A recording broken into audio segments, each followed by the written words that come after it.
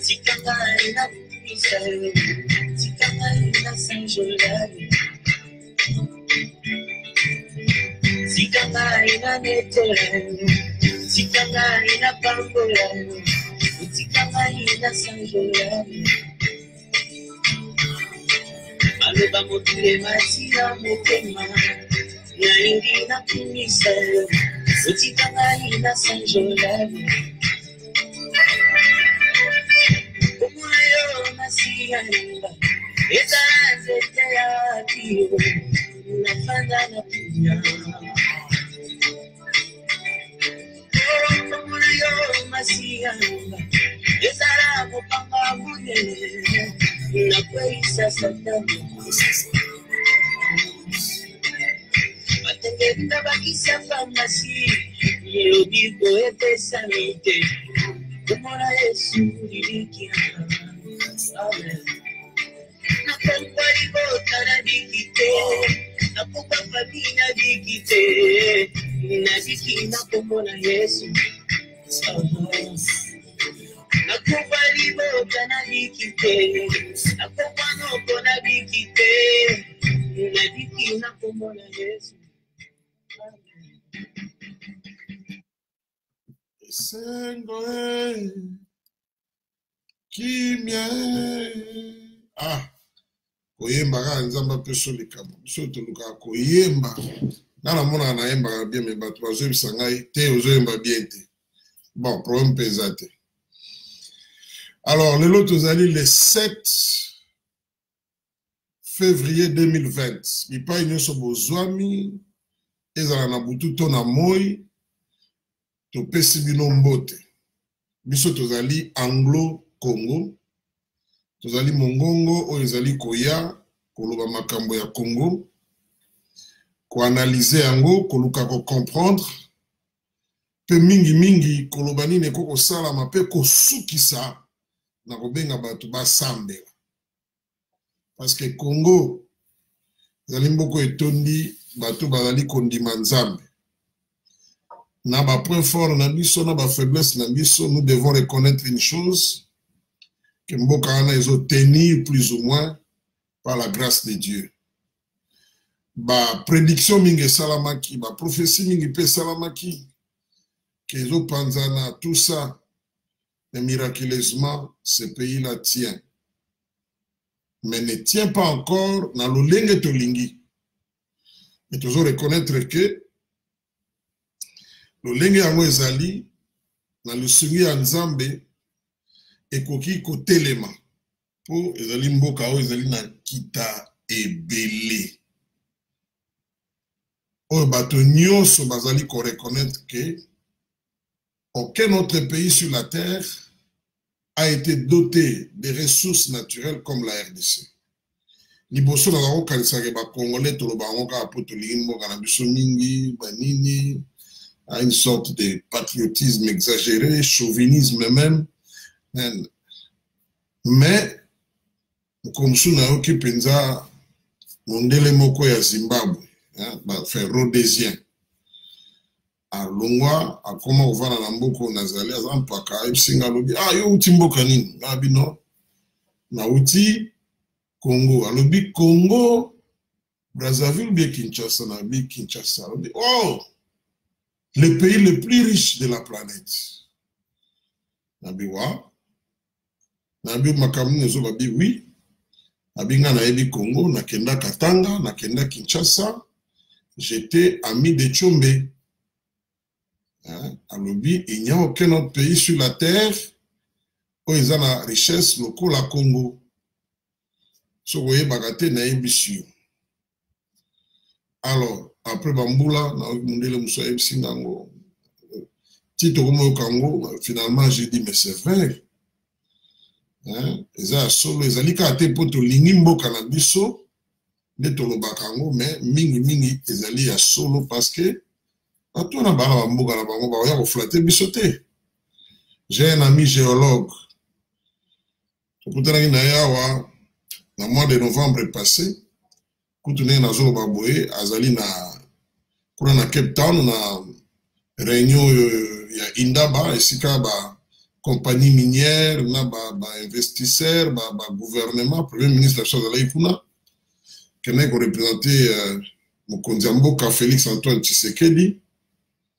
Ami wana azali numéro 2 il y a société minière moko oyo déjà et c'est signé contrat na province moko ya Congo na opesa ba détail té. Je l'ai reçu chez moi à la maison au mois de novembre. Tovandi naye, tolé, tosololi pendant plus de 3 heures. Aïbisi Nabi, mon frère, Aza moto ya Burkina Faso, a travaillé dans les grandes entreprises minières, dans Barrick Gold, Azala responsable de la compagnie minière Moussousou na Ghana wana, na Mauritanie. Aïbisi Nabi, mon cher, Mboka Nabino. C'est un scandale. Nga naza géologue, mais nazo ebisa ok. Votre pays là, votre pays là, hey, c'est un scandale. J'ai dit comment? Il dit, je te dis, moi je suis du domaine. C'est un scandale géologique. Tout na géologue nyoso a ebisa ok, Congo est un scandale. Et, bah continue à Congo. Bah, signé contrat, alors on a espéré que à beaucoup de na Colo Company, basaki na Afrique du Sud. Évidemment, bah qu'il n'ait qu'à réunion à mon message, mais basala une espoir peu que bah pour mon âme, mon kondiamboka au cas où akei na tuna qui a bien non bah 8 ans au na premier ministre parce que premier ministre a le mois qui mois avant. Mais ce n'est qu'une partie remise. Donc c'est pour Naoloba que c'est un pays riche. Mon tour à Burkinabé, il a l'amour de son pays. Hein? Il y a des minéraux chez lui. Il y a des ressources naturelles chez lui. Mais Azali Koloba pour na Congo, alobi ke mboka mokote na mokili, nzamba doté yango na ba richesse. Surtout bah, minéraux locaux là, la République qui se veut démocratique du Congo. Mabele na biso, héritage na biso, lopango na biso, ezali na kita ebele. Et yango pende ezali cause ya makambo mingi ekomela biso. Pe na bozo ba pe na biso, nan kopé ya bapaya, il faut le dire, comme dans l'époque coloniale. Hein? Donc, nous sommes les salike, mboka wana, bozui na ngwe mona na te na bana ya mboka. Voilà. Alors, les autres ont un titre mibale. Elle est bossée, elle dit, Dr. Peter Femme, attendez à Kinshasa la semaine prochaine. Yami Balé, elle dit la Jeep de Kabila à Mbongo. Entre parenthèses, réconciliation. Eh bien, tu peux aborder le sujet moussous. Selon Nenge Mitune Koya, il y a une dynamique oyo analyse oyo kozwa. Mais oyo le sujet mi balende tozo bandana yango. Toyoka Kiawa, Nikoleleki, président de la République, Toloba qui a une émission à lobby, à Kenaki Londres, à Sakolaki. Il y a un secrétaire d'État américain, on peut se répéter, Mike Pompeo. Oyo azali kosa la tournée dans certains pays africains. Moto yo Pompeo azali secrétaire d'État, azali patron, il y a diplomatie américaine. C'est le ministre en charge de la diplomatie américaine. Mais patron numéro 1, c'est le président de la République qui est aux États-Unis. Alors, Azali Koya, mais a communiqué au département d'État, Congo est en amitié, Nengi Mokonzi Mboka Alobaki. Batangi Angola, Batangi Éthiopie, Batangi Sénégal, Mboka ya Kotala, pe Azongi et Pai Nabango, en passant par le Moyen-Orient. makambo nini ye azali koya kosala na mboka ya Afrique. Na communiqué balobi mingi akolobela makambo etali coopération bilatérale, donc ya bamboka ya États-Unis na bamboka ya zo visiter chaque pays, mais na domaine économique, na sécurité, et puis ko encourager bamboka oyo bunda contre corruption, pe ko féliciter ba oyo basi basali befort oyo epusani. Mokonzi ya mboka ntango alobaki asoulevaki bacritère wana po atunaki mpona nini batunaki Congo. Mais na kokamwa tomoni Pompeo aye lisusu te. Bamosusu balobi ke visite ezali annulée. Mais na communiqué officiel, tous la diplomatie, les mots ont leur place et il faut savoir lire entre les lignes et il faut savoir aussi lire ce qui n'est pas dit et entendre ce qui n'est pas dit. Batriel Kolobate qui est annulé. Que visite à Congo est annulée. Parce que possibilité est allée mibale et qu'on vous a reporter. Tout comme vous allez annuler. Mais le cas baloba qui ont en officialité, de manière officialité, donc, ils se sont contentés, il y a autant à bamboko y a visiter. Na mona ki ke epa ya batu ebele, ningi na loba ki lobi epesi lieu na ba spéculation. Makanisa batu tamboli ba interprétation diverses et dans tous les sens. Même ba interprétation partisane. Ils ont la côté à bateau, il y a des personnes à cash, ils ont la côté à bateau FCC, ils ont la côté à bateau à la Mouka. Donc, diverses interprétations. Oui, ça dit que pour n'avoir solo et comme il passe. Pour montrer montagne dans ma canisina, l'icolo ya visite à Pompeo en Afrique et le fait que à Koleka Congoté. Lobi mokolomba to vandaki tozolinga toyeba likambo nini pene leki na mwa ba bribe d'information tozwaki visite ezali annulée te mais a remise à plus tard na bandeli ezali annulée te mais ezali reportée. Comme on dit, sinedie. Mais à la place, il y a Pompeo Okoya. Tomoni Batindi Pita femme. Lelo Natangi communiqué, il y a département d'État, disons, il y a ambassade des États-Unis en Angola, annonçant cette visite. À cause de la Kuna, le 17 février. Les autres ont dit le 7 février. Dis-moi pas un azali. Et tu as les mikolo zomi. C'est-à-dire poso moko na mikolo misatu. Poye aya na Angola. O ezali voisin na biso. Biso na Luanda, tozali à 45 minutes yan pepo. Soko koti na avion, ok, Luanda, ezali 45 minutes.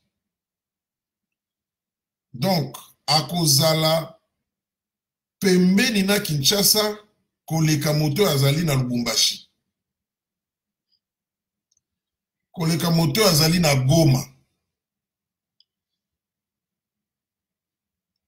Akozala pembeni na Congo et surtout na mboka mokonzi Kinshasa. Nalobaki na mission lekaki ke koya na ye eza pamba te. Eza na makambo ba pesaka ministre affaires étrangères et surtout mboka lokola États-Unis diplomatie na bango ezali très costaud. Eza lokola ba Chine, ba États-Unis, ba Union européenne, lokola bango baza na ba ambition minene sur le plan international. Baza na ba zone d'influence belé. Obakisi pe na Russie. Lelo pe na Inde, komi koya bongo. Donc, portefeuille. Il y a ministre des Affaires étrangères, c'est un portefeuille très important. Azali Mutumoko très occupé.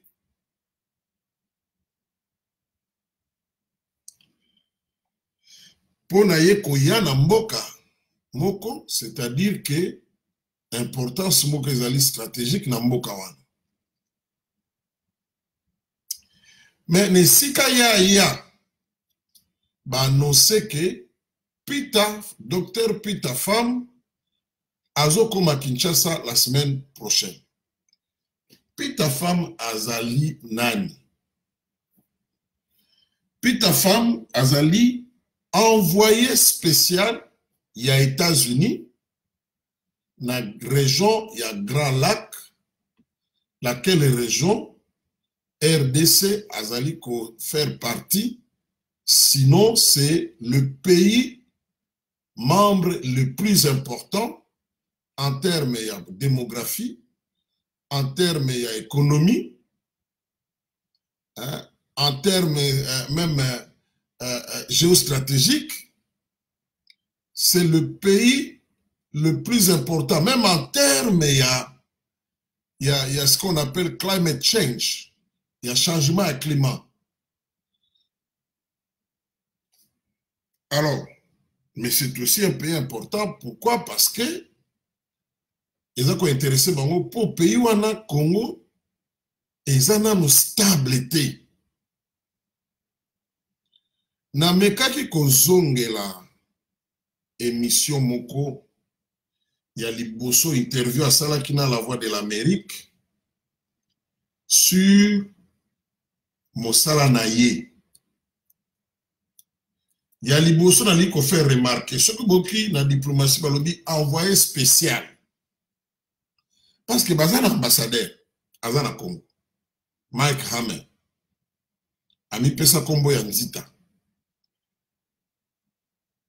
Na kati ambassade wana ozali na personnel diplomatique. Non seulement ça, ozui tozali na département d'état bazobenga bureau Afrique. Motozo Kambayango, sous-secrétaire d'état américain, na mikolo lelo ezali l'ambassadeur Tibor Bamusu balobi Naji ngana bengaki Nagi. C'est un ambassadeur parce que c'est un ancien ambassadeur dans certains pays africains. Mais ce qui baponi lisusu au-delà ya ba fonction diplomatique, baponi mutu ba nommé envoyé spécial na président ya États-Unis parce que yende azopona ye. C'est-à-dire que mutu wana azali na mandat moko spécial. Et na maloba na ye moko eza en anglais. Azali ko décrire job na ye, mosala na ye. Alobi ya yete po a bloquer a gêner mosala ya ambassadeur non. Ye aye ba nommé ye nandako pembeto Maison Blanche pour à travailler na département d'état na ba ambassadeur au bazali dans la région, donc dans la sous-région il y a Grand Lac pour nako solo la code ko engager dialogue, ko provoquer dialogue entre bakonzi ya mboka wana parce que les Grands Lacs ils allaient considérés comme une sous-région de conflit. Ce qui on veut s'en rendre compte, ce qui total na Rwanda génocide de Salama oye na Congo génocide de Salama bien que dans ba qualifié on na bana no génocide ya Batuti et Hutu modéré na Rwanda et ensuite Kagame est en pouvoir bien que ce n'est pas encore reconnu il est pas kei ko boma ba Hutu donc c'était des tueries oyo eza kolanda bato ekolomo c'est ça les génocides bazo boma pour soit pour na foi na bino soit pour na ekolo na bino hein? C'est ça un génocide to pour na genre le loba ba s'appelle genre hein? Donc ça c'est un génocide ezali pays moko marqué na ba conflit et après toyebi ke ba troupe ya Kagame na Uganda baboma ba Congolais pe ba croiser maboko te ba groupe rebelle tant on a 6 millions ceux qui 12 millions mais ezaka ka Rwanda na Uganda te na nini bon ba rébellion nyonso ezaki na ba Congolais wana tozo mona bazo zoni sa ba minduki bango pe ba participa na koboma ba hema ba lendu ozu ba ndeko na biso ba bembe na ba fulero na ba nyamulenge ou ba rwandophone carrément nyonso wana bitumba soki bato bazwi manduki bakomi kobomana sur base ya ba groupe ethnique appartenance ethnique ou tribal biloko nyonso wana ezo constituer belément ya génocide.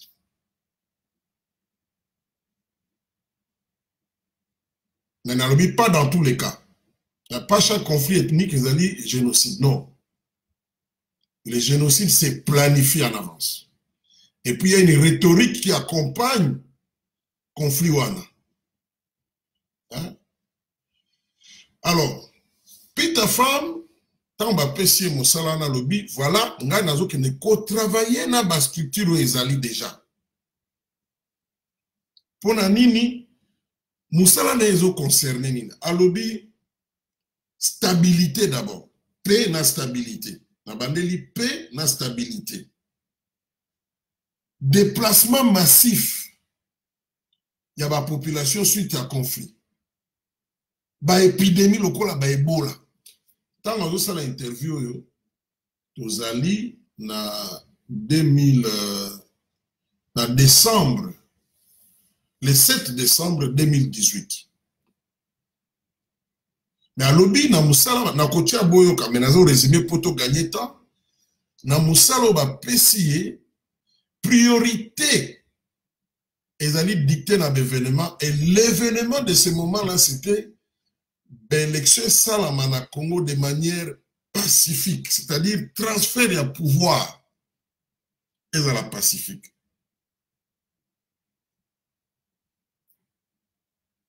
Nalingi, Nacha, pour na kozala fidèle pour bamsusu bozo kanglais, boye bien moi-même kole kangai, nalingi Nacha na ebite volume soki e kozala malamu, mais nalingi boyoka. Bino moko pour lobate na créer na chepita femme maloba na monoko. To welcome my colleague Edward Rema from the Central Africa Service. Thank you.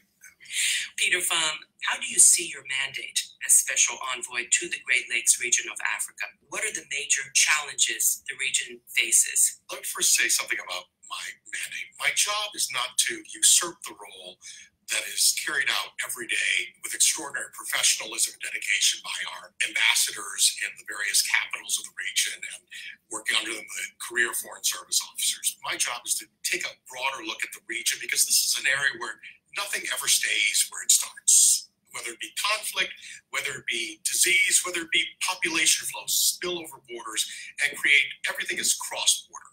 And there are a variety of political, economic, and security issues that need to be addressed on a regional basis. And my mandate from the Trump administration, particularly the Secretary of State Mike Pompeo, is to work together with our ambassadors to together with the Bureau of African Affairs of the State Department, and to help bring about a regional dialogue and ultimately regional solutions to many of these perplexing problems that have bedeviled the region, one could say, for decades, including conflict, economic underdevelopment, the lack of good governance and democratic institutions, and appallingly, some very tragic humanitarian circumstances as well. Alors, nakalisi boyoki, pour na résumer lisusu mosala na ye, zali komema dialogue, na région oyo ezalaki, eza tourmenté depuis des décennies par des conflits, hein, makambu lokola lobi wana ba problème économique sérieux, problème ya gouvernance, lolenge ya kokamba mboka, donc la bonne gouvernance, problème ya bakambu ya élection, problème ya ba maladie ndenge na lobaki, ba épidémie, hein, oyo ko décimer batu ebele lokola ba Ebola, ndenge salamaki na Équateur et puis sima ekei na Nord Kivu. Alors, alobi pona nini? Yazali na une vue régionale, c'est-à-dire il y a sous-région na biso wana. Champ d'action na yango wana, donc Grand Lac. Pourquoi? Alobi parce que quelque chose qui se passe dans l'un de ces pays-là, ça ne se termine pas là. Nenge to monaki conflit, il y a Grand Lac, plutôt il y a Rwanda, il y a une conséquence na Congo, et qui na conséquence na bamboka mstolobaka mingi ka Congo poko na guerre kote ki mais ba réfugiés ba panzanaki na ba Tanzanie na ba Uganda na tina ba Congo Brazzaville, hein, tina ba Kenya, tina Afrique australe. Alors biso ki problème moko bimi na mboka wana souvent etikala kaka na kati ya mboka wana te na moko ya bamboka wana eko déborder et to spill over eko déborder et kei ko affecter bamboka mosusu. Donc ça veut dire que nous sommes na ezali ko veiller que stabilité ezala ba problème na sous-région et moko ya makambo pona kati interview pourtant wana ezali avant élection. Ane koloba tozo landela élection à Congo, tout l'ingito s'assurer que quel que soit le ligne kolekame transfert ya pouvoir dans la Pacifique. Et par rapport à cet objectif, ils avaient réussi. Maintenant, koya na ye na Kinshasa na semaine prochaine ezali pona nini. Na communiqué ya ambassade ya États-Unis. Publié na Mir Nabiso, Balobibo. L'envoyé spécial des États-Unis pour les Grands Lacs, le docteur Peter Pham, se rendra à Kinshasa la semaine prochaine dans le cadre de nos engagements pour faire progresser le partenariat privilégié États-Unis-RDC pour la paix et la prospérité. Cadre de visite na ezali défini, ezali partenariat oyo Congo esali na États-Unis. Le président kenyan auti kozala na États-Unis na ebite soka zongi a kutani na autorité américaine, notamment na Pompeo. Et puis à Kendaki, azalaki orateur na Atlantic Council na Washington. Kenya, bazali déjà musika na partenariat wana dans certains aspects. Boyebike na lobaka ngona Kenya, tozana 2 bases militaires américaines. Moko tango ba bomi commandant ba iraniawa na armée américaine. Boyoka ike ba El Shabab ba terroriste oyo base nango to quartier général nango ezali na Somalie. A Somalie on a ba kendeki pe ba bomi ba tomi balé ba américain na base militaire américaine moko na Kenya. Alors, président ya Kenya Zalaï Kuna, bango kuna basi bakomi musika ni na lobi surtout côté ya Africom, hein, donc ma base militaire wana ezali gérée par l'Africom. Oyo ezali basé pembeni na Stuttgart na Allemagne. Maintenant, ya azali koya na Congo pour na partenariat oyo ya États-Unis na RDC. Partenariat ngo ezo porté sur quoi? Bayokana, Congo ayokana na bango, coopération économique. C'est-à-dire que bozio ya Congo, ba minéré na biso. Évidemment, dans le secteur, monsieur, vous allez intéresser, mais mingi yango, ba compagnie américaine eya kosala na Congo exploité kuna. Po, warangande na zo bakisa siko, po, na ba compagnie lokola ya ba chinois wana clair ezate. Alors, tout le monde a eu président de la République à Kenda qui a poutanagi na ba PDG, tout ça. Mais où ta président Kenda, Batouana, Nanu, tout le monde bango ba bandi, misala na Congo te. Pourquoi? Je l'ai dit dans l'émission passée, les Américains sont très exigeants. Disons certains pays occidentaux sont très exigeants vis-à-vis de leur compagnie. Il y a certaines pratiques au bango ba tolérakate, mais au yo ba chinois pour na bango na ba pays mususu lokola ba Inde ba kangamisu. Na lobi te que ba compagnie américaine est corrompakate. Non, na lobi que soke yebani na ba gouvernement na bango na ba compagnie mususu et comme un problème. Et on appelle ça exemple à Glencore. C'est une grande compagnie. Mais ils ont qui ba sanction ko uta na États-Unis. Au Koyokate gouvernement chinois a imposé ba sanction na compagnie chinoise Moko Boye pour na ba mauvaise pratique, lokola ba corruption, ba manque de respect ya ba droit ba travailleurs, il y a protection ba travailleurs sur les lieux de travail, hein. Pourquoi que loko anate. Alors, les Américains battant bazouya bazou ba corruption. Oyo pour partenariat oyo ya Congo vanda na États-Unis bien. Il faut le gouvernement congolais à s'assurer que à créer un environnement moko oyo corruption ezalité ou bien en tout cas ezali au minimum mais alors tolérance nango ezate pour l'entreprise américaine wana bazana nzala na lobi bien nzala ya ko exploiter na bamboka na biso et loko wana ko sala nini bato bakozwa ba misala. Et puis le pays va gagner pour qu'on foute à la taxe. Le pays va gagner na ba taxe bato bakozwa misala na ba salaire et qu'on contribue na changement quand même na mboka. Alors bango bazali ko insister que ce climat là soit créé par le pouvoir actuel. Yangwana président Zalaï Koloba Makambuya lutte contre la corruption. Bokanisa voyage na liboso aux États-Unis. Parce que le président sait ce que le Makambuya lutte contre la corruption te batouana bakoya ndenge wana te. Bakoya ba bénéficiaka bako kozo ba minéré wana mais ekoza la part des intermédiaires. Or, ben, intermédiaire, nous avons une compagnie chinoise, ba exploité, ba tekeli bango, tout ça, ba compagnie arabe, banini.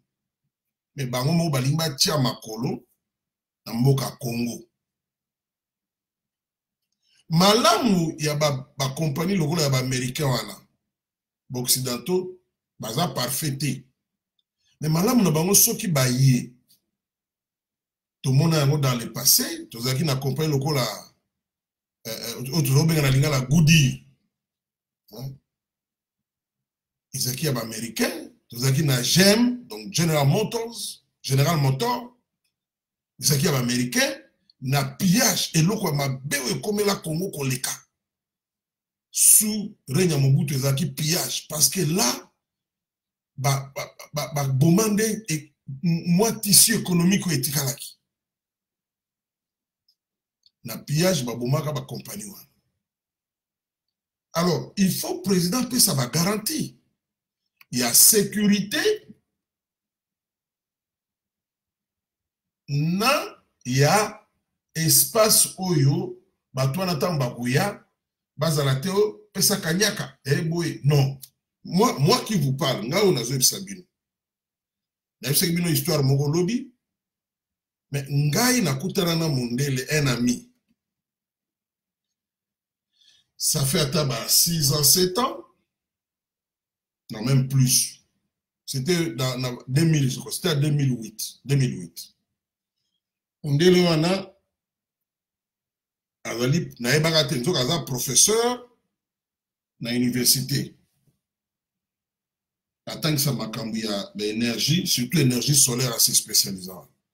Donc comme ko solo lazo tout na ba besoin ya énergie na mboka na biso ngana biso bon et pas na biso moni bato bazo tambola na ba téléphone mi balé mi ça tout pour na hein baza na problème ya courant to solo na été abinanga mais la technologie mo ya li ba ko charger ba charger ya et autres énergie solaire basala ngona mboko na Guinée Papouasie na Kenya pe salama compagnie wana ezali kuna abi mais moi j'ai des contacts na ko sala ke to bimisa mongo to kende ko sala makambo na kuna na représenter compagnie. J'ai appelé un cousin à moi asala na compagnie ya communication as ingénieur kuna na ebisi alobi na nga vie oyo za copie ya bien.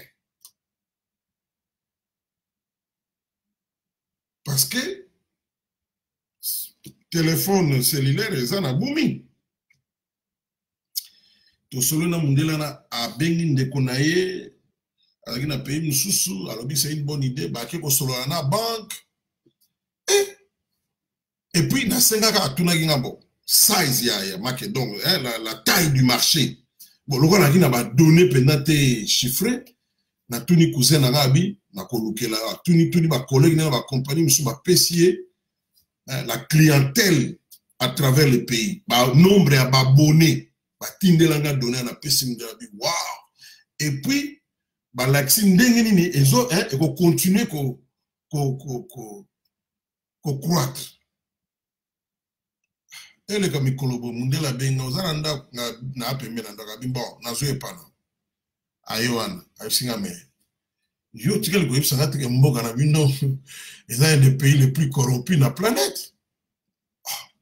Tu vois au moni na mentalité na biso na zo mona ngo problème gravité na mona ke bon ba tu baza kuna ba investir ça ba ngabi oui boss bah et bien marabongo na ma liste et tout ça mais les gens font de l'argent ah mais non oui mais c'est de l'argent sale oh nandenge business il y a pas un état d'abord tel nombre ba to ba kufi kuna abimisi ba statistique il y a ONU nombre ba to ba kufi na conflit il y a conflit lié na ba minéraux lesquels minéraux ont participé à la fabrication ba téléphone alors que biso de to kende kuna et to créer compagnie pour na qu'on paie sa énergie solaire et ba bloco totem on ba power bank ba accumulateur ou ce qu'ils allaient ngaitile nazomona bien mais je ne saisissais pas bien la gravité de ce qu'il disait. Nasuka ibsinga yumonde ngabie tele faut investir kaka tala abinanga. Je suis désolé, n'a limité ton salaire. N'a pas expliqué, mais justement, c'est que toi, n'a pas côté la mafia locale. Moi, je n'aurais pas la conscience tranquille. Et puis, n'a pas identifié, dans la compagnie kuna et ils ont côté la corruption, n'a pas salaire à faire à moi compagnie parce qu'il faut dire la vérité, il nous avait employé à un moment donné. Nini wana ekufaka aboy. Na tika la comprendre même cousin na ngala Mais mundele no wana boti espoir na solo la kuna ba collègue nanga mususu tout ça ba babi ba kolongwa ba rejoindre. Ce n'est qu'après quand on a sali moi formation moi département d'état bloc ba yali wana sur la corruption. Nena wandi ko comprendre bien. C'est-à-dire ils peuvent opérer toujours mais par des intermédiaires. Alors, puis ta femme moko ya makambu ya zali chargé ezali kosololana bamboka na biso lokola Angola, lokola ba Congo, lokola ba ke gouvernement na biso abanda kolandela makambu ya corruption.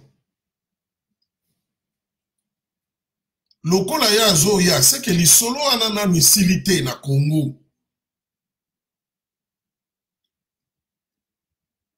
Kosunga pour partenariat vendre bien. Pour bateau on a quoi investir. Pour bakoya te ba vendre 5 ans. Non, ils viennent pour bambou le belé. Alors, il faut aller dans un environnement moko ezali un environnement bien. Tout le but est corruption aux États. En Afrique du Sud, il y a à peu près 25 grandes compagnies américaines en Afrique du Sud. Toujours mon président Zuma. Parce que na côte, na cour. Moto ya zali moko ya batumine na ANC. Ti lelo bazo landela ye. Et on dit même que bako tient na cacho. Or culture wana ndenge président Lobaka ezaya solo, ça peut nous choquer. Et là qu'on a ne vendait pas na bisoté. L'air moko tso bazo kanga mutu pour la corruption, bazo mono lokola na acharnement, lokola règlement des comptes. J'ai suivi des émissions, bato bazo défendre Yuma, il a droit à la défense. Mais s'il vous plaît, il ne faut pas défendre l'indéfendable.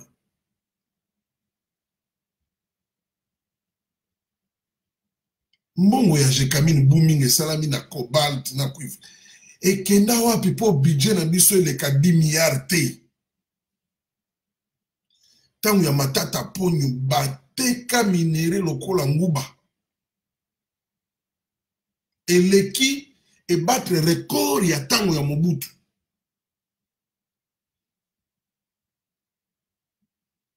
Mais mbongo e kenda wapi. Donc, azali koya pour continuer ma solo wana. Bazali ko reconnaître qu'il y a eu des progrès. Mais ba progrès wana est communément suffisant. Parce qu'en réalité, qu'on ne se voile pas la face, Congo eza na se na mentalité. Tant que le président a créé, je crois qu'il est de bonne foi. Mais la structure a fait ça là. Nakanisa qui n'a bateau ba kokende kotala ba saute mouton, ceux qui sont des moutons, batu ya structure ya changement de mentalité ba kokende. Nazo mona ba ngote ba osala ba séminaire. Na ba chef d'entreprise. Na ba travailleur. Na ba fonctionnaire. Na ba population, na ba église kokota. Kolakisa batu ke pasi oyo tozoloba pasi ezali pe lié na mentalité na biso ya kotolérer biloko lokola kanyaka. Cette structure doit être active.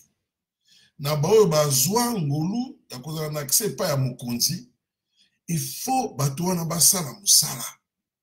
Le président a dit d'abord la pédagogie, ensuite nini simande tokotala répression. Mais pédagogie en ça. Il faut batouana la structure na ba province ko solo la ko kote la ba leader d'opinion, ba musicien, ba pasteur, ba sango, ba chef coutumier, ba joueur, ba porter message wana.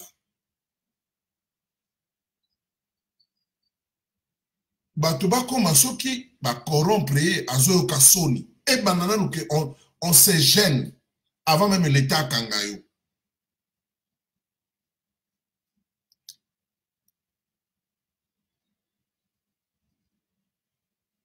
structure wana il faut ça. Ngai na lancé appel na yebi banani po bazana accès pa ya mokonzi bakota kawa. Basala, ils ont été nommés pour basala musala. Basala musala. Bamboka nyonso potentiel ya mabe ezalaka. Mais il faut un effort. Ya komema batu kolakisa ki mboka soki mboka eza bien biso toza na chance ya kozala bien. Tina États-Unis lelo batu babundelaka nanu ba droit humain. Na ba France. Le combat pour les droits humains et le bien-être est aussi la terre. Il y a encore des campagnes, il y a encore organisé des séminaires. C'est ça la meilleure façon d'accompagner le programme à Mokonzi Mboka. Sinon, on fera du théâtre.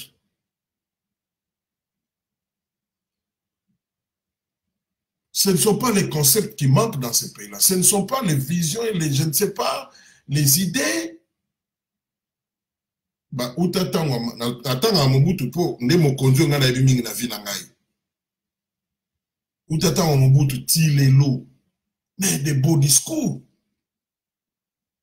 Toko kozo ba documenta nga Mobutu to saleli ya mboka pe bongi. Mais le problème c'est quoi? Dans la pratique, il y a une culture qui s'est ancrée. Ndenge président Lobaki cop. Mais moi, ça m'a choqué que Batouaz a la gêné. Mais il donnait la photographie du y a peuple congolais. C'est la vérité. Tu ben un mot cop.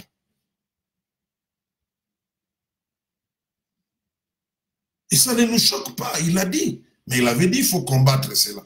Tu faut combattre mon déni.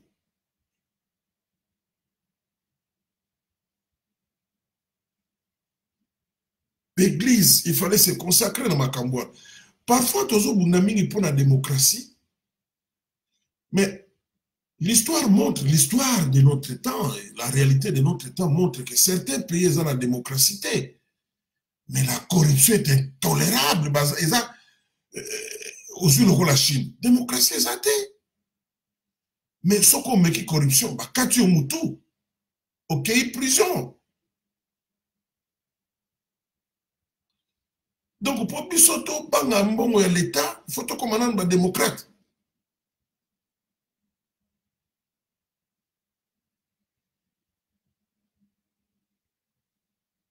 Et l'Okwana et Salamoussala, ils ont renforcé, ils sont de bonne foi, mais batelema, Salamoussala.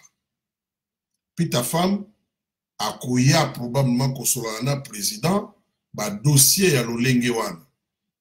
Est-ce que batutel ou rapport ezali na moyibi ya mbongo ya Jekami? C'est énorme. Na yebisa bino ke za ba 200 millions te. On parle de milliards.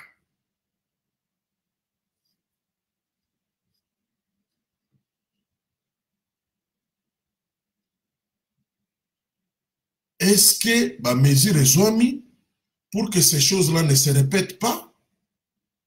Il viendra parler de ça. Il parlera aussi d'un conflit à l'est de la République. Quels sont les efforts entrepris au niveau du gouvernement? Est-ce que impunité soda oyo akei bitumba akei kozwa mwasi ya batu na makasi mwana ya batu ya mwasi na makasi ayibi biloko ya batu abomi ba civil o bazali sans protection? Est-ce que soda wana kozala puni? Est-ce que baza puni? C'est de ça biloko ya zali koya kolobela. Mais mingi na lobi un environnement o ezali propice pour na ba compagnie na bango esala ba faire dans la quiétude, dans la sécurité.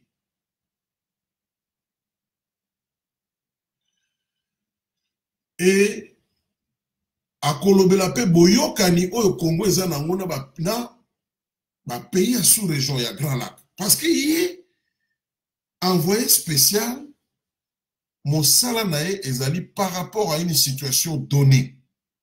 Ce n'est pas un diplomate permanent. Il vient en renfort. Il y a diplomatie ezali déjà. Donc, il y a un intérêt prioritaire pour Mboka na bango. Alors, bazo tindaye aya ko renforcer diplomatie à Mboka na bango pour résoudre un certain nombre de problèmes précis pour leur intérêt. Parce que la diplomatie d'un pays est dictée par l'intérêt.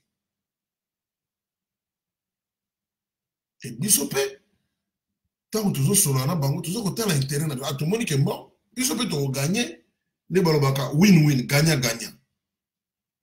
Bango bali na makoki ya kosunga biso na makambo susu. Mais biso moko peut foutre ça la preuve d'effort. Ils ont un calendrier pour nous accompagner biso. Okay? Après 6 mois, il faut tout mon amour. Bakoya va vérifier bon. Après 6 mois, est-ce que makambo est salami? Ou est salami yango? Ou est salamité pour l'année? Voilà les difficultés rencontrées sur le terrain et tout ça. Bon, bah vandi, bah réfléchir, bah tchè d'espère comment on peut faire pour te résoudre makambo. Baza na souci à kosunga, armée na biso za la réformer. Bazo kotisa biso na bitumba oyo bango baza nango na ba terroriste. Oyo ba terroriste bazali koya malgré qu'il y a des gens qui nient. Bazo lo ba ADF nalu baza ba musulman te, mais la création ADF nalu ezali association, il y a ba mouvement insurrectionnel ougandais na kati wana on avait déjà la création dans autant Mobutu un mouvement islamiste. Et les lots bazali classifiés comme terroristes, intégristes et islamistes. Pourquoi? Parce que bazali na contact, il y a un grand mouvement islamiste dans le monde. Et là, on les a peut-être parce que je vois les gens. Mes frères, le terrorisme, ils allaient là où ça a monté. Botala Boko Haram. Oazali président il y a Nigeria Sikoyo. Buhari. C'est un musulman. Azamutuya non. Moko ya raison oya comme le président qui pour silisa, c'était thème ya campagne nae. Pour silisa bitumba Boko Haram. Balobaki Jonathan Goodluck a kokité et tout ça. Et puis lui c'était un général, un militaire. Lelo ne na zoe bisabino. Nigeria. Et s'il était. D'ailleurs, insécurité comme en Nigeria, ezali na ba organisation privée moko boye, ba groupe ethnique comme kozoneti ya ba Yoruba, ba obenga osoki o maketun, soko moketun, soko moketun.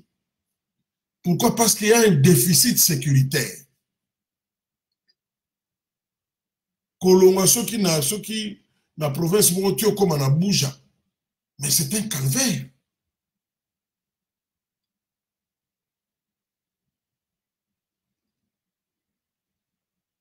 Le terrorisme a frappé le pays le mieux sécurisé du monde.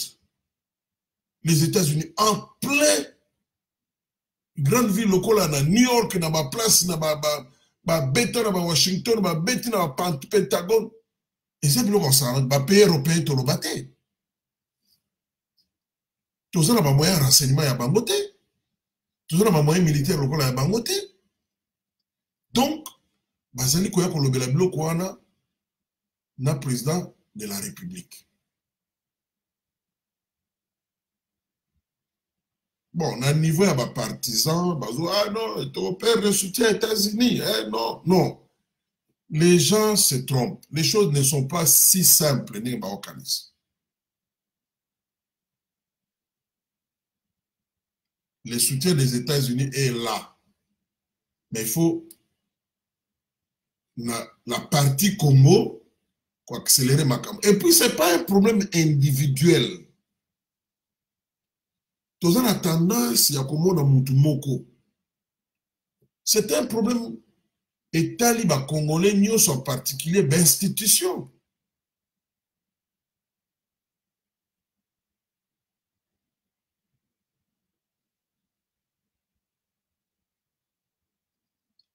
neti na pita femme azali koya na Congo.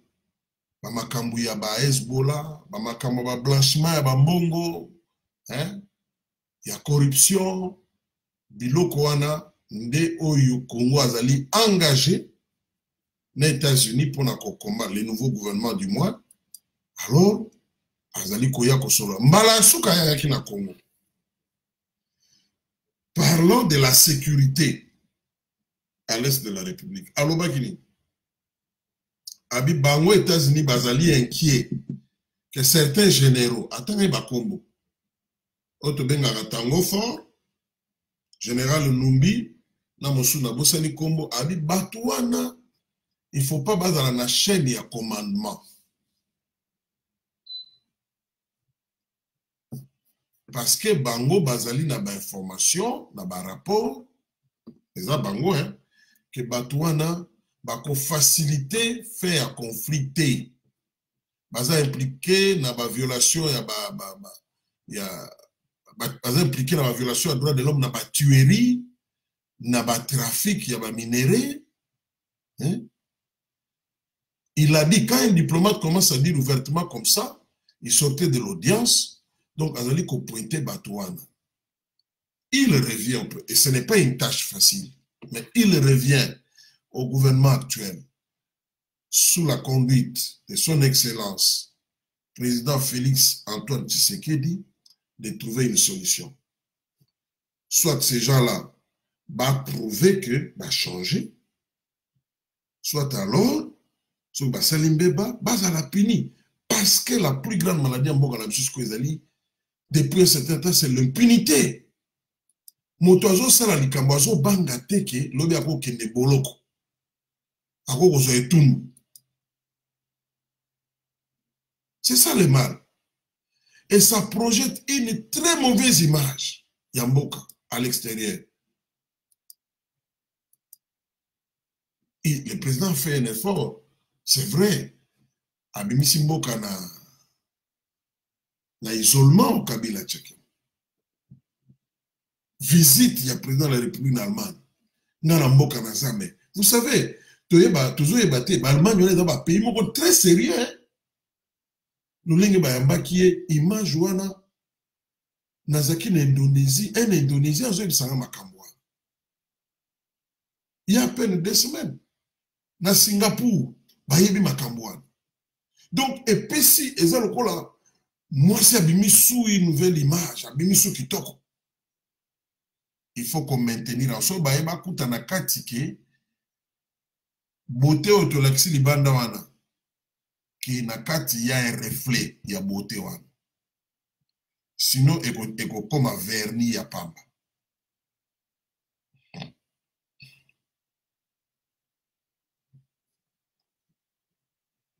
Vous savez, ceux qui Américains ba investir pas na biso.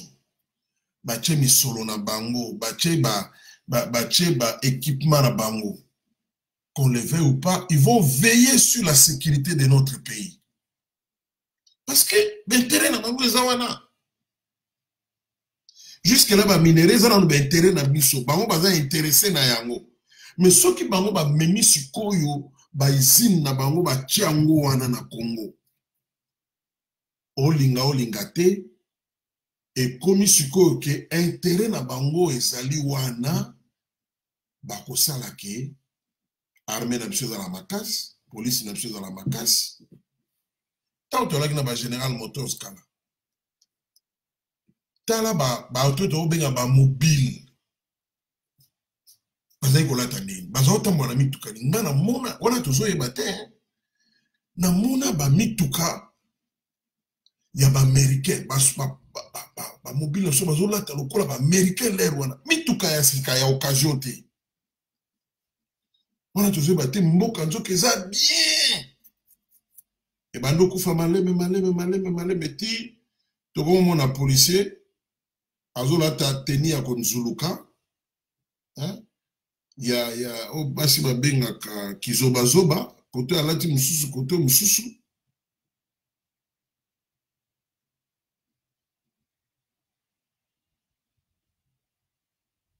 Papa ya muninga nanga bazalaka na kan Mobutu.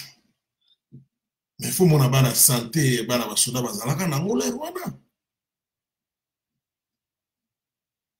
Pourquoi? Dans un pays où ils ont investi, ils ont des intérêts, bakochaba moyen mingi. Ils l'ont fait en Arabie Saoudite. Des efforts bango bazali koya ko sala pour que l'environnement soit assaini. Comme ça, le business est pour salama, toutes ces histoires-là, ça dérange. Là où il y a l'argent, il y a un vrai investisseur, il y a un bloc.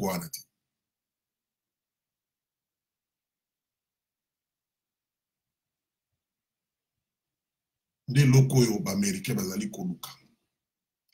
Bandeko bazali pembeni ya président de la République. Le Congo, c'est notre pays. Même Bao Bazan en opposition. Tu peux ôter le matin le beau, tu peux rendre Mboko ingouvernable. N'est-ce pas monsieur Talobaki? Nous connaissons tout le monde.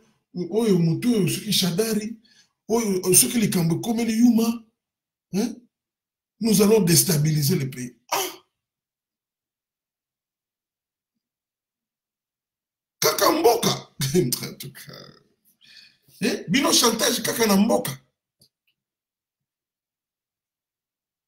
Mais capital nous tous en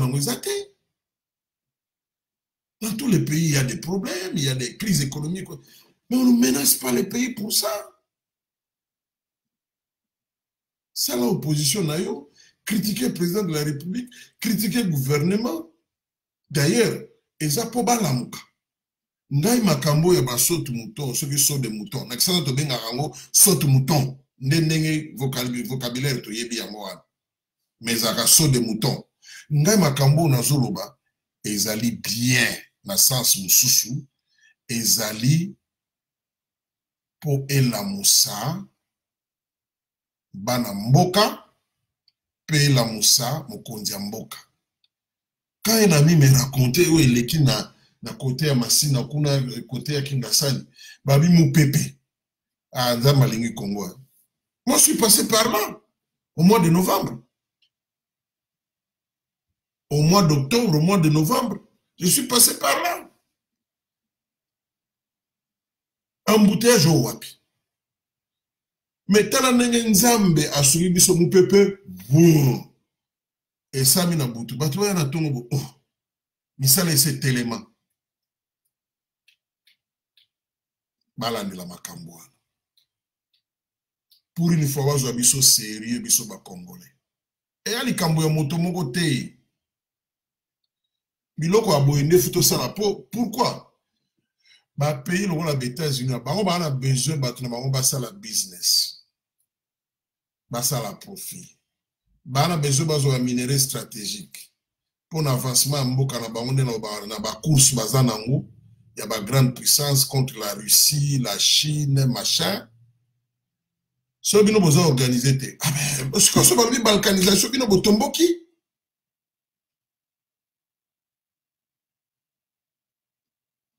Parce que ceux qui vont balkaniser, va rendre moi appétit et micro état viable. Mais ce que l'Union Congo mobimba c'est le souhait de tout le monde. Mais soyons sérieux. Créer un environnement où il faut savoir que toi on va investir, on va avoir bénéfice, mais je peux aussi bénéfice. Il y a des pays qui ne vivent autant l'économie na bango et si on a une entreprise et outil libanda bazali kosala ke l'entreprise doit se sentir à l'aise balongwa te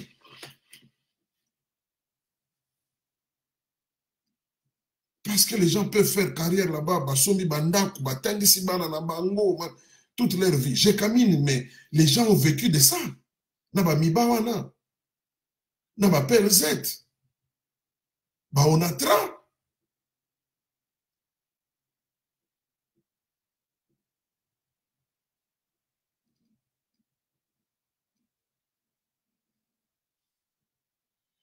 bo baza pembeni mokonzi mboka tolingi koloba makambo esalami ezali bien po exposer makambo oyo esala lokola ebatami na ebandeli ya gouvernement oyo ngai na sepeli na makambo oyo ba député ya UDPS basali. Il y a déjà bien et comme parti état. Écoutez, parti état ezali soki boza na carte ya multipartisme eza te. Na constitution ya Congo parti état eza te. D'abord gouvernement oyo toza nango wana ba membre ya ba parti bazali kuna bazali ebele. C'est pas parti état. C'est un devoir des citoyens. Il faut pas esuka na UDPS. Il faut ce qui CLC. Mais CLC eza wapi? CLC eza wapi? Baebeka ya kotelemela makambu ya nini ya droit à l'éducation gratuite. Mais makambu ya ngoyo. Bango pe batia moto ke tomona Claire Mbongo bapesaki ministre ya finance a lobby 70%. Bon, bata la 70% budget bimaki. Est-ce que ça lit 70% ya musala pour chaque ouvrage?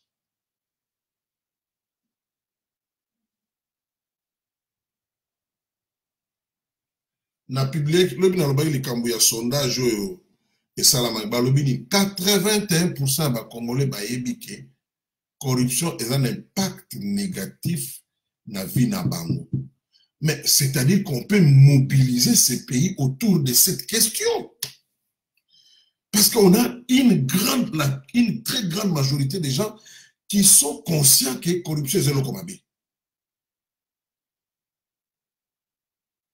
Société civile, l'église, il y a réveil, protestante, kimbangiste, catholique, bazali wapi, na makamboyo. C'est là où je salue le courage, il y a pasteur Mukuna. C'est hier que je lève Nabimbo, Nayo Kaena nous bien. Si on s'en tient à ce qu'il dit, et comme il est solo ya biso nyoso, mais Motakobanga Goibati, à toi, vous allez dénoncer, ils vont rendre compte.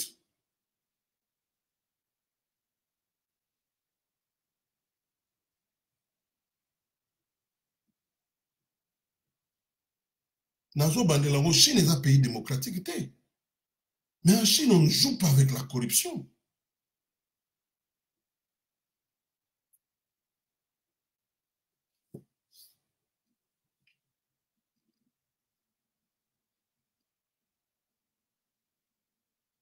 Il faut bateau, batelema, CLC, ba parti politique, pour emboîter les pas. Surtout en opposition, la Mouka. Mais ça devrait vous intéresser. Poto Yeba, Oya Lembong, Azalaza na cabinet à chef de l'État, Azalaza ministre, Azalazali na ba entreprise qui va marcher, Batouana va rendre compte. Surtout que cette affaire d'embouteillage, ils ont touché ba quinoa.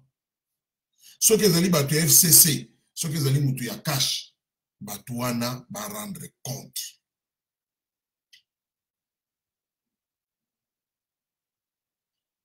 Oh, pasteur Mukuna Zoloba. Peu importe motif naïe, mais je crois que les gens doivent saisir la balle au bon. Va récupérer le solo en bateau, parce que mon a crédit, va récupérer en haut.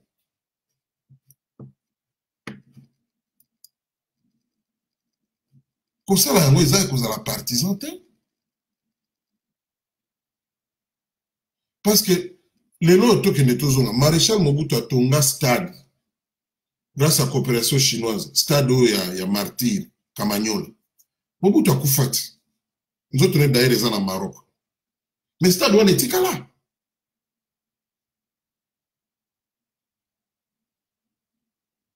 L'air batonga kayango.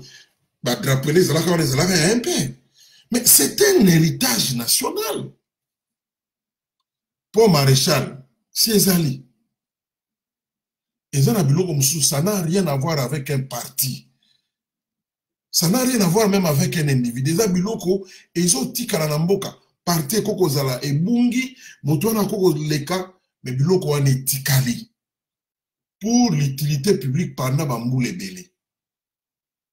Kabila ki atikeli biso nini? Joseph.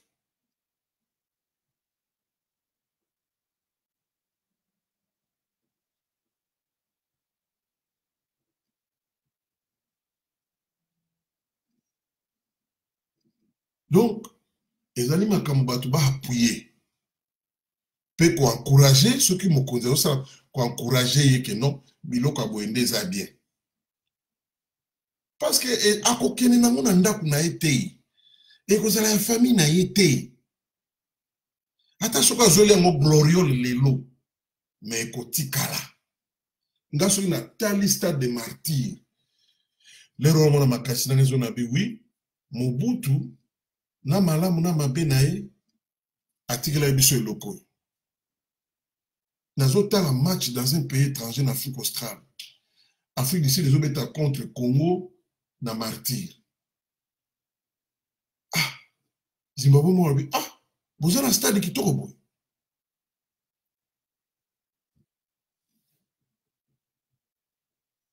Ngoy Kassanj na Mbujimai, batu balingi ete. Mais stade etikali, atomaki stade. Soka atomaki izini ya mai, mais etikali. Donc, opposition, il ne faut pas que ça là, oh non, non. Qu'il parle, opposant. Bakota ma solo et à saute des moutons, parce qu'il s'agit de l'argent qui est venu de la caisse de l'État, parlant de l'ango. Opposition à la carte, car vous vous opposez aux gens, non.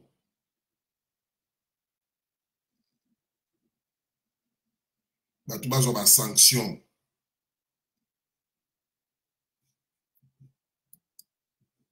Pas organiser ma marche.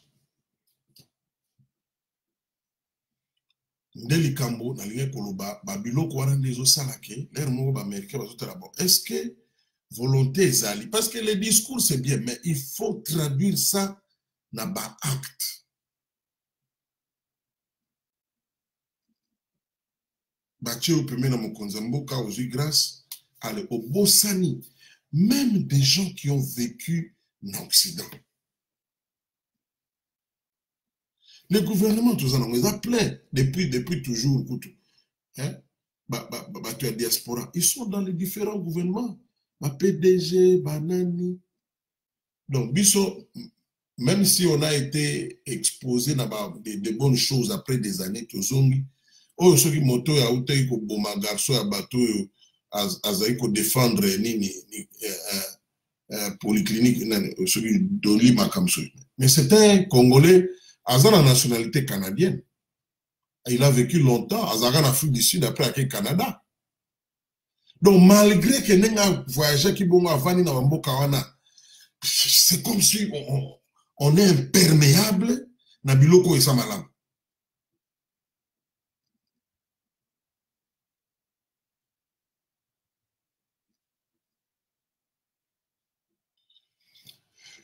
Alors, na eloko on est na silisi wana donc contrairement à ce que les gens pensent, coopération aux États-Unis est confitée. Et ils connaissent l'ampleur du problème aussi. Ezali. Le gouvernement a encore le soutien des États-Unis. Mais le gouvernement soutient les insuffisants et il ne faut pas travailler davantage pour améliorer la situation en Mboka.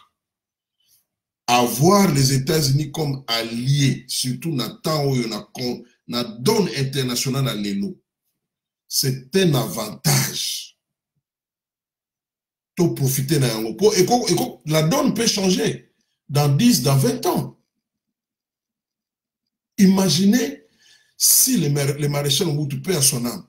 Ce qui a profité quand on a soutien à la guerre froide à Tonga Congo. Mais on serait très loin. On serait très loin. Regardez comment le Rwanda a profité. On va profiter dans tous les sens. Hein? On serait très loin. Alingaka Kende, Alingaka Tika Basta, Logola, Ebele, Baroport, Banini.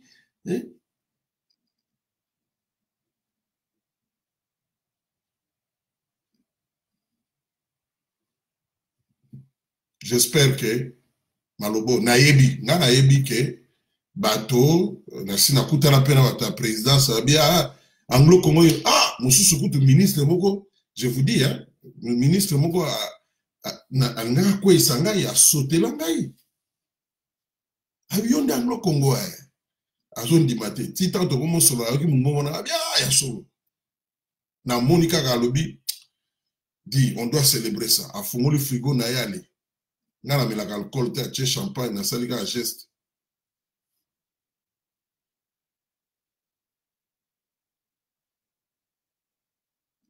nayebi na kotanga bakombo te ya des conseillers onga na ye bakota kawa boyoka makambo oyo vous devez sinon te parce que le pouvoir du président Félix Tshisekedi a suscité un grand espoir et il a posé des actes oyo et renforcé espoir wana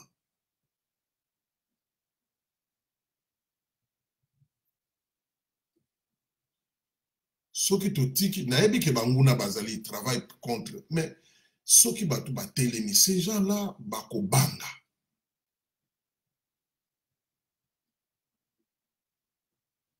bato bazoloba président il faut loba alliance non le président ne peut pas dire ça il ne peut pas dire ça lui son souci c'est de gouverner le pays selon la vision qu'il a être du FCC ça ne veut pas être du diable. Après tout, ce sont des Congolais.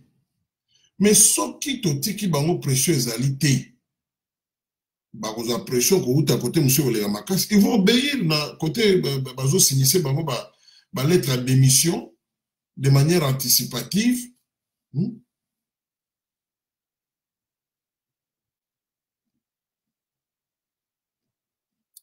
C'est très important. Ba compagnie américaine bazana nzala biloko za na Congo. Soki na tcheli bino na suki sakaka interview ngo ya Peter Famoyo boyo kapota na zo biloko ezali ngai te c'est bango nde bazoloba et les états nous sommes comme dans la jungle so bino vous comprenez te boza faible ba kabola biso lokola est-ce que lui a tout na permission pour ala na mbongo aka kangi akaboli balé esili là nous sommes na lui azoli ale banyama mususu bazala soki ba yene soki bango pe ba ye lulu bakotuna te baloba yo muto bomaki bale ba menacer lui akimi bango pe balé esili. C'est comme ça quand on est faible uzana nyama bakoya bakati yo ato gangi balkanisation est-ce que bino président to lobara to la pouvoir à côté d'ailleurs si balinga balkanisation mais c'est comment ce sont les Américains finalement baboya ki loko wana je vous dis hein toyoka suite ya interview à Peter Fam ezali pour to fungola maele to yeba azoya ko ça il vient faire son boulot ba noma ki e pona yango. If you were to limit it to, let's say, 3 major issues that spill over in the region, what would you say you're most worried about now and wish to tackle? Well, part of it is always going to be dictated by events. We have to react. We can't come in with a preconceived notion. It's really one of the most important, potentially transformative events in the history of the region is going to either take place or not take place this month of December. On the 23rd of December, albeit 2 years behind schedule, the Democratic Republic of the Congo is scheduled to hold elections, and assuming the elections are peaceful, transparent, fair, the first peaceful transfer of power in that country's history. That's major. This is a country that population of close to 90 million people.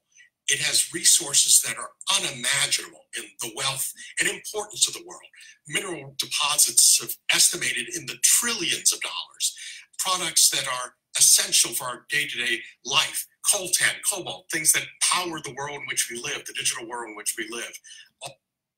Bozo na ebite subo bandeko bozo kanglais mukenge Blaise ozo kanglais de son père ozo kanglais obino boza na Amérique eza na accent na bino bozo kamaloba motoyo envoyé spécial ya Donald Trump parce que en fait azali envoyé spécial ya Donald Trump le président des États-Unis. C'est pas un diplomate yake azali na kati ya liste ya batu ya département d'état non. On nomme un envoyé spécial pour nous renforcer la diplomatie pour une situation précise dans une région. Donc, il a investi d'un mandat spécial. Boyo Kabilo Kwaza Koloba. A lobby que l'élection, on a tous allé avoir l'élection, lobby, abatounie makambounini ou yezali prioritaire na fonction a lobby na mission na lobby et l'autre ali bosso to kolande la mingi yezali l'élection à Congo. C'est quoi sur l'accent impact il y a l'élection wana eleki sur le plan sous-régional. A lobby et qu'on transformer la sous-région. À ceux qui ont été à lobby, c'est un grand pays avec des ressources inimaginables. Il ne nous caresse pas.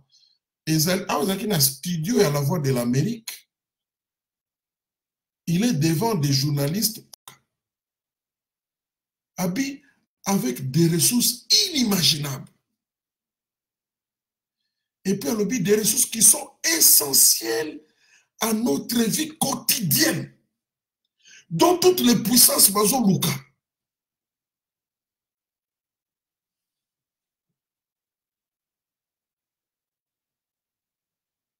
Peut-être nous ne méritons pas le Congo. Est-ce que nous méritons ce pays?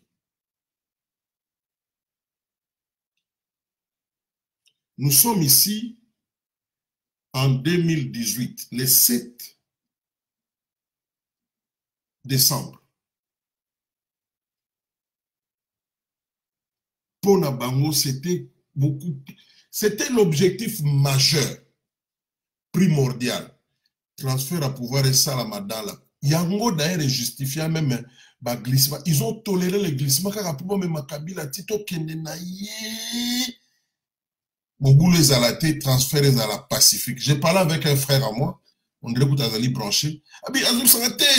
L'élection dans la Pacifique, oui, les processus n'étaient pas pacifiques. Parce qu'il y a eu des morts, nous devons les respecter, les honorer. Il y a des gens qui ont payé de leur vie, de leur liberté, de leur corps, parce que Bamsouba Tigali est handicapé, Bamsouba Keïn avait exil. Il y a des gens qui ont pris des risques. Tobo Sanaranoki, Ndeko ya Kimara Kendara États-Unis, Oazalaï Kosala, na Seni. Mais il a été pour beaucoup pour nous coincer Seni. Les Américains sont parvenus à Koyeba Makamwe Belé grâce à ces frères-là. Et tant que basombi ba machine wana na Corée, ba Américain basomba yango, ba memi yango na centre mo na Washington. D'information de quoi on appelle ça qui permettait qu'ils bango pouvoir comprendre bien l'aider. Bon qu'il y a une élection. Et batoyi de pes boyoka bien. Les Américains avaient misé sur l'IDPS. Il faut IDPS baye balikambouana. Botanga ba statement, ba déclaration oyo mama oyazaï ko sala niki ale. Sur le plan diplomatique, elle sortait même des règles. Azalaki ko tanga bino.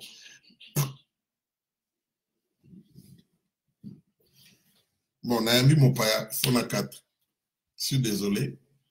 Tu vas continuer, Sima, pour la Pambola, tu vas continuer au bon de la Pona Mboga na Biso. Bye. Bye.